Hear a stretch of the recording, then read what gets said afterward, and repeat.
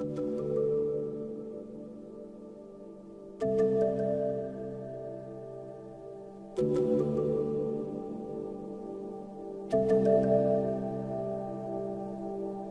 Ginza district of Tokyo, main shopping place for wealthy Tokyo-jin, held a plot of land with one of the most peculiar and innovative for its time constructions, the Nakagin Capsule Tower.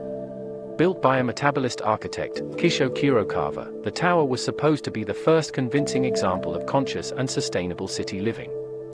The Nakagin Capsule Tower came to life in 1972, with a solid steel core and 140 residential capsules, 2.5 by 4 meters each, attached to the core with only 4 massive bolts.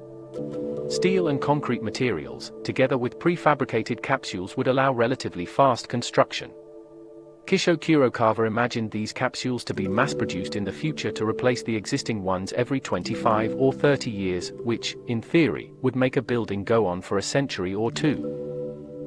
After the destructive Second World War, the population of Tokyo was nearly 4 million residents, yet while the land crisis was already emerging, a need for fast and effective recovery of a built tissue became highly relevant.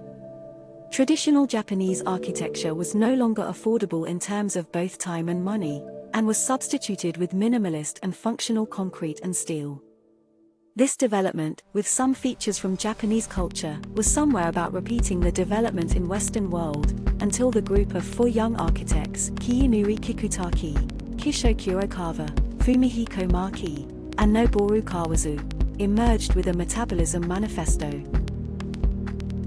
私たちは人間社会を重要なプロセス、つまり原子から星雲への継続的な発展とみなしています。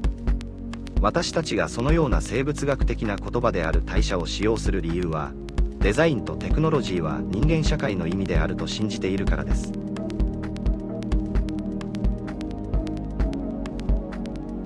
Kurokawa's idea of building recyclability was utterly innovative at that time, at least because the global notion of recycling was not yet on an agenda, especially for architecture. Instead of having a house built, used, demolished and rebuilt, Nakagin would exist for longer than a human's lifespan, with the capsules being replaced gradually. On a larger, urban scale, the building dedicated to Tokyo salarymen who would spend at least 8 to 10 hours per day at work and 5 or 6 days per week in a city, going home to Tokyo suburbs only for a weekend, was a great offer in terms of mobility. These people would not need to use their cars, but only public transportation or even their feet to reach the office. A dream of a large European city, isn't it? Let's look at it from an environmental point of view. An average car at that time would produce almost 3 kilograms of CO2 per day, and while by 1970 around 200,000 cars were registered in Tokyo, this would result in 600 tons of CO2 produced every day only for commuting.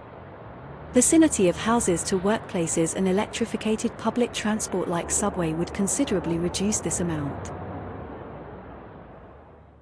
The economic boom and financial bubble of Japan could not last forever, and, eventually, disintegrated.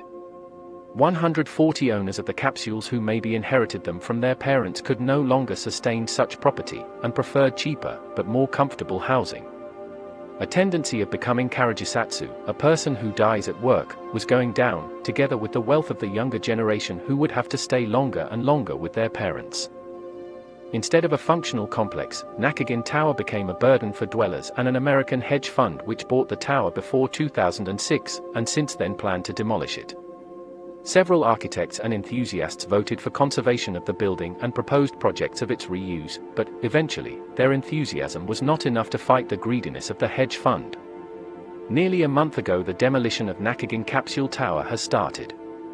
We can argue on whether the tower is a representation of qualitative architecture and whether the ideas of metabolists could be implemented in modern society.